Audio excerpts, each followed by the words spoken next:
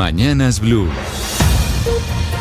Al mediodía, como siempre, nos conectamos con los periodistas del servicio informativo de Blue Radio para actualizarnos de lo que está pasando en Colombia y en el mundo. Y se conoció el fallo, finalmente, de la Corte Constitucional que tumbó la norma que le permitía a los operadores de telefonía móvil como Claro, Movistar, WOM, limitar aplicaciones en planes de datos. Y no teníamos los detalles concretos, por eso, Sergio Barbosa, ¿cuáles son los detalles y las implicaciones sobre los planes y acceso a Internet para un usuario prepago?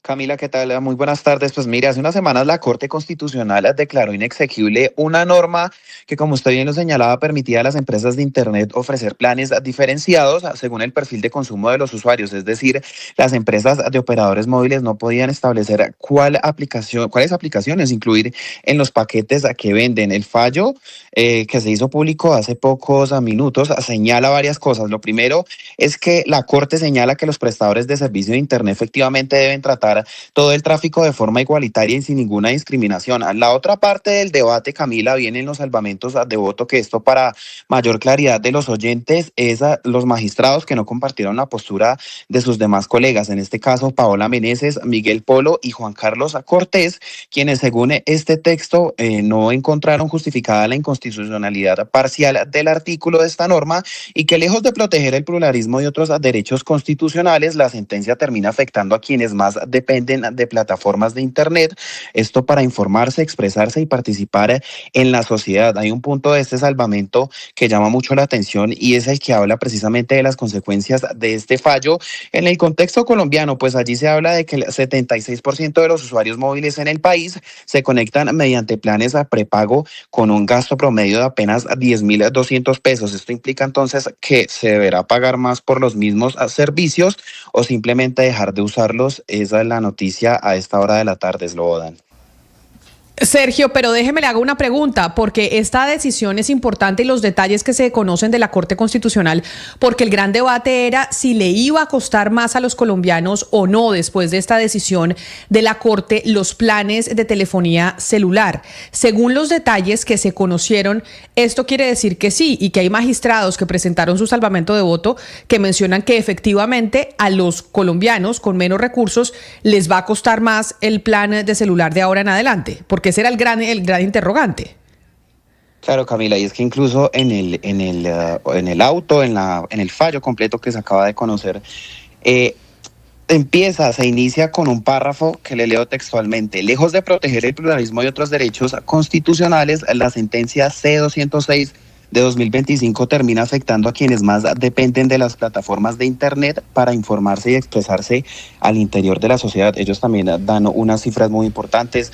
Hablan de WhatsApp, Facebook e Instagram, que son las aplicaciones que ofrecen todavía algunas operadoras de manera gratuita. Entonces, lo que significa esto es que varios operadores tendrán que ponerse creativos y empezar a ver cómo van a suplir las necesidades de los operadores, Camila. 12 del día, 7 minutos. Gracias, Sergio. Importante noticia en la Corte Constitucional, y cambiamos de tema porque la Comisión Interamericana de Derechos Humanos solicitó en las últimas horas al Estado colombiano información urgente sobre el esquema de protección del senador Miguel Uribe Turbay y de su familia tras el ataque sicarial del que fue víctima el pasado 7 de junio. Felipe García.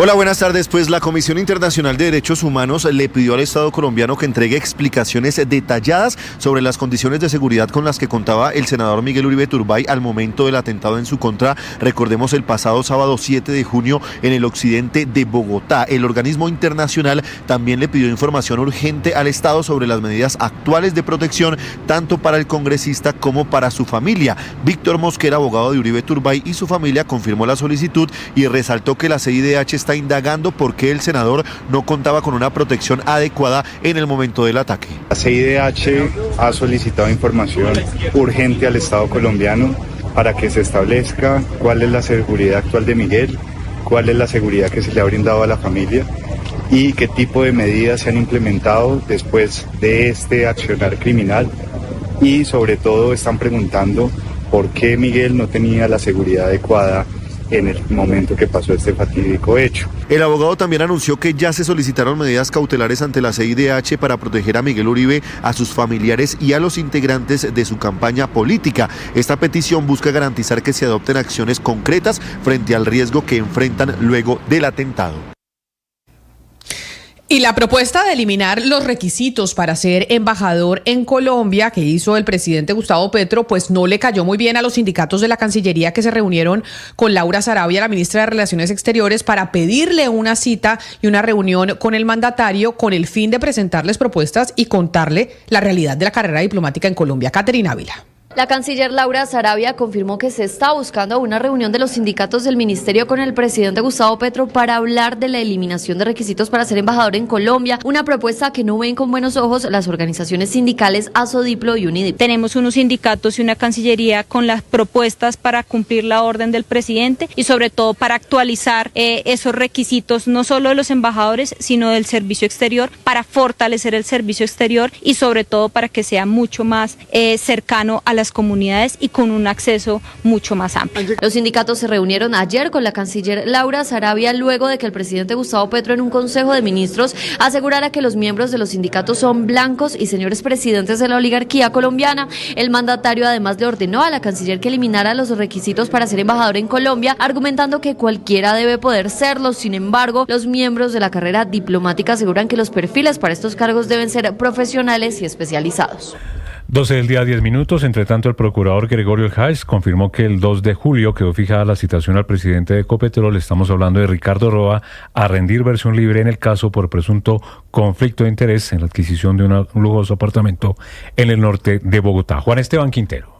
El procurador Gregorio El Hash confirmó la fecha en la que Ricardo Roa, presidente de Ecopetrol, deberá presentarse ante el Ministerio Público en el marco de la indagación disciplinaria que cursa en su contra. Se trata de la presunta incompatibilidad y supuesto conflicto de interés en la adquisición de un inmueble proveniente de una persona que al parecer tendría intereses económicos en Ecopetrol. Una citación para el 2 de julio en una medida de indagación preliminar que tiene que ver con la adquisición de un inmueble de parte del señor presidente de la entidad con relación a un señor que fue el vendedor que al mismo tiempo tenía intereses económicos empresariales con la empresa que presidía el comprador. De acuerdo con la denuncia que impulsó la investigación, Roa habría adquirido dicho inmueble a un valor inferior al que correspondía en el mercado, por lo que se sugiere la existencia de una compraventa ficticia. Al parecer, el negocio fue hecho con una empresa cuyo representante legal es Serafino Lacono, un hombre vinculado con el sector petrolero y con compañías como Pacific Rubiales, Gran Colombia y Lewis Energy. Y la gobernadora del Cesar, Elvia San Juan, hizo un llamado al gobierno nacional para que fortalezca la seguridad en el departamento que se ha visto afectada por la situación de orden público en el Catatumbo y que hoy terminó cobrando la vida de 2 uniformados de la Policía Nacional en el municipio de Río de Oro. Cristian Santiago. A través de su cuenta de X, la gobernadora del departamento del Cesar, Elvia Milena San Juan, hizo un recuento de los hechos de violencia que han ocurrido en esta región en los últimos meses. Ha mencionado varios casos, como el asesinato de un menor de edad en el municipio del Copey, 7 policías que en los últimos meses resultaron heridos en un campo minado en Pelaya, un ataque a bala en la subestación de policía de La Mesa, en zona rural de Valledupar, el campo minado que fue instalado en San José del Oriente, en La Paz, el asesinato de 3 soldados en el tramo entre Aguachica y Río de Oro, cuando brindaban seguridad, una zona que también ha sido blancos, dice ella, de ataques con explosivos con drones. Pues ha hecho un llamado además el presidente Gustavo Petro y al ministro de Defensa para que se mire con urgencia lo que está sucediendo en el departamento y que es ocasionado como acción colateral y directa de lo que está pasando en la subregión del Catatumbo. Lo hace precisamente citando el caso en el que hoy han muerto 2 policías en manos de la guerrilla del ELN en el municipio de Río de Oro, cuando fueron atacados por un francotirador los patrulleros Henry Ospino Lazo y José Daniel Pedraza González, 2 uniformados que se suman a la lista de policías que mueren en medio de estos ataques, por lo que hay que decir también que las autoridades han ofrecido recompensa hasta 200 millones de pesos para dar con la ubicación de los responsables de este ataque.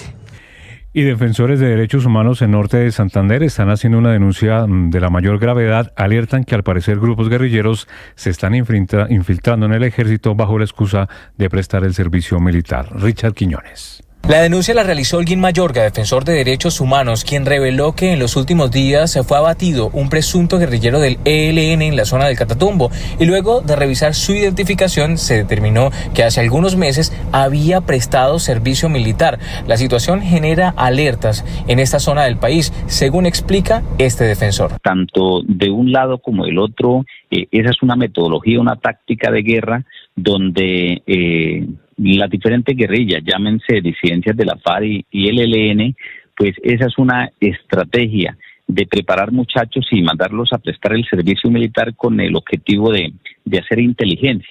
Muestra de ello es que uno de los jóvenes que fue asesinado recientemente en confrontación armada en el municipio de Tibú había acabado de prestar el servicio militar, había llegado a la región y automáticamente se reincorporó a una de las dos organizaciones. Manifestó que las autoridades deben estar alertas frente a esta situación y extremar las medidas para incluso hacer más filtros de las personas que ingresan a la institución.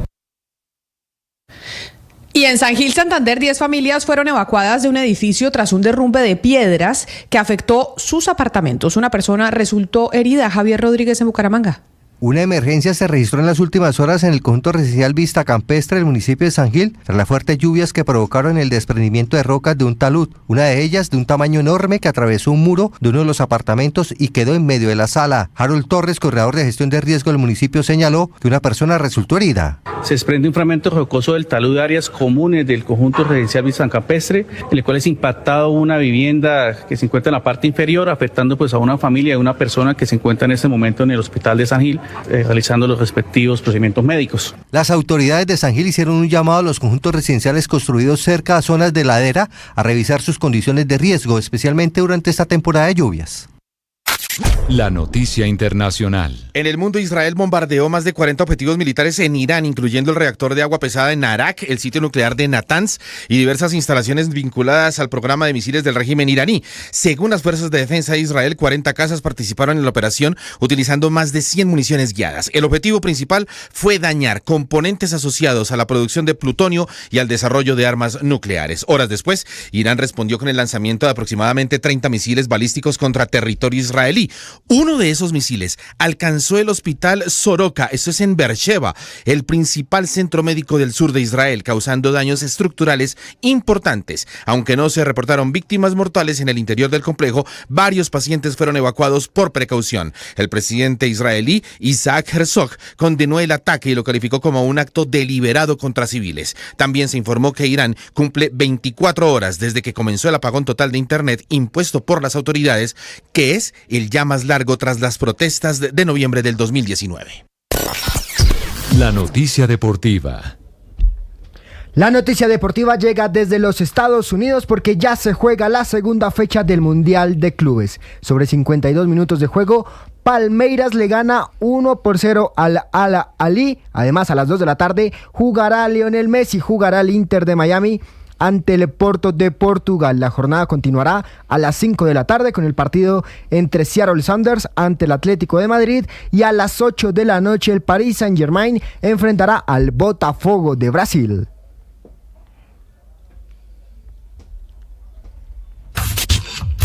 Las principales tendencias en redes sociales.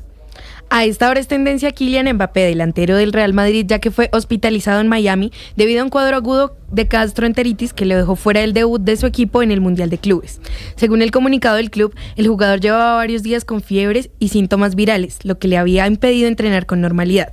Javi Alonso, técnico del equipo, confirmó que el estado de salud era delicado y que se evaluaría su evolución día a día. Ante la ausencia del astro francés, el entrenador confió en el canterano Gonzalo García. El Real Madrid se prepara ahora para su próximo encuentro en el torneo, previsto para este domingo contra Pachuca, mientras continúa monitoreando la recuperación del jugador. Estas y más tendencias en blurradio.com. Radio Co. Te lo repito, @Blue Radio Co.